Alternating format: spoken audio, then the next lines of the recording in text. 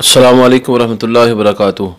ख्वाबनामा के प्रोग्राम ख्वाबों की ताबीर के साथ मैं हाज़िर खिदमत हूँ मोहम्मद वसीम अकरमुल कादरी। अच्छा और बुरा ख्वाब किसकी जानिब से होता है और अच्छा ख्वाब देखकर क्या पढ़ना क्या करना चाहिए, बुरा ख्वाब देखकर क्या पढ़ना और क्या करना चाहिए, आज हम इंशाअल्लाह अज़ीज़ इसके मुतल्लिक़ कुरान और सुन्नत की रोशनी में जानेंगे। नबी कायनात सल्लल्लाहु अलैहि वसल्लम के इरशाद गिरामी है कि मुबशरात बाकी रह गईं और नबूवत ख़त्म हो गई, और वह मुबशरात नेक आदमी का ख्वाब है जो वो देखता है। इसी तरह नबी अलैहिस्सलाम की हदीस है कि ख्वाब नबूवत का 46वां हिस्सा है। ये हदीस सही बुखारी में 5 जगहों पर आई है। इसी तरह नबी कायनात सल्लल्लाहु अलैहि वसल्लम ने फरमाया, जो आदमी बंदा मोमिन नेक और अच्छा ख्वाब देखता है और उसे अल्लाह की तरफ से समझे और उस पर अल्लाह की हम्द बयान करे और उस ख्वाब को बयान भी करे, और जो बुरा ख्वाब हो उसको हरगिज़ किसी से बयान ना करे और अपने बाएं तरफ 3 मरतबा थूक कर अल्लाह से अर्ज़ करे कि अल्लाह मुझे शैतान के शर से महफूज फरमा, क्योंकि अच्छा ख्वाब तो अल्लाह की तरफ से होता है जबकि बुरा ख्वाब शैतान लाइन की तरफ से होता है।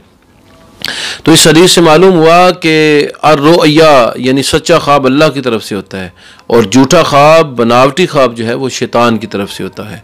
दूसरी बात ये साबित हुई कि अच्छे ख्वाब देखने पर अल्लाह की हम्द बयान करनी चाहिए और बुरा ख्वाब देखने पर बाएं तरफ थुतकार कर 3 मरतबा थू थू करके फिर अल्लाह से अर्ज़ करना चाहिए कि अल्लाह मुझे शैतान के शर से महफूज फरमा।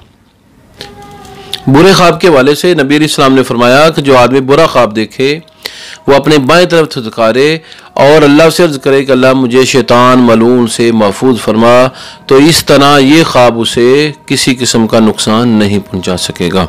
तो इससे मालूम हुआ कि बुरा ख्वाब देखने पर खुसूसन अल्लाह की तरफ रुजू करनी चाहिए और आऊज़ु बिल्लाहि मिनश शैतानिर रजीम पढ़ना चाहिए। बुरे ख्वाब के हवाले से सही बुखारी किताब ताबीर में एक मुफस्सल हदीस है।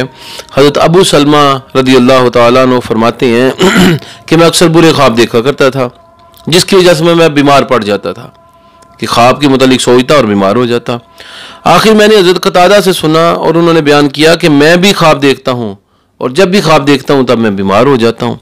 नबी कायनात सल्लल्लाहु अलैहि वसल्लम से इसका जिक्र किया गया तो आपने फरमाया कि अच्छे ख्वाब जो हैं वो अल्लाह की तरफ से होते हैं, और जब कोई अच्छा ख्वाब देखे तो उसका जिक्र सिर्फ उसी से करे जो उसे अजीज़ तर हो, ताकि वो अच्छी ताबीर बयान करे।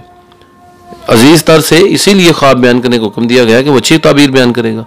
और जब कोई बुरा ख्वाब देखे तो अल्लाह की बारगाह में अर्ज़ करे कि अल्लाह मुझे इस ख्वाब के शर से और शैतान के शर से महफूज फरमा, और 3 मरतबा बाएं तरफ थू थू करे और इसका किसी से तज़किरा ना करे, बस ये ख्वाब उसे किसी किस्म का नुकसान नहीं पहुँचा सकेगा।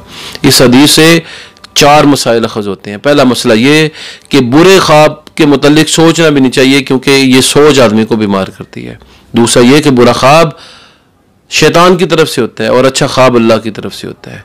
तीसरा मसला ये कि बुरा ख्वाब देखकर बाएं तरफ थू थू करके अल्लाह से अर्ज़ करनी चाहिए कि अल्लाह मुझे शैतान के शर से महफूज फरमा और मुझे इस बुरे ख्वाब से भी महफूज फरमा। और चौथा मसला ये कि जो बंदा बुरा ख्वाब देखकर अल्लाह की बारगाह में शैतान से बचने की इल्तिजा करता है और बुरे ख्वाब से बचने और उसके बाद अज़रात से बचने की दुआ करता है, तो अल्लाह रब्बुल आलमीन फिर उस ख्वाब के शर से उस आदमी को बचा लेता है और उसके असरात मुरतब नहीं होने देता।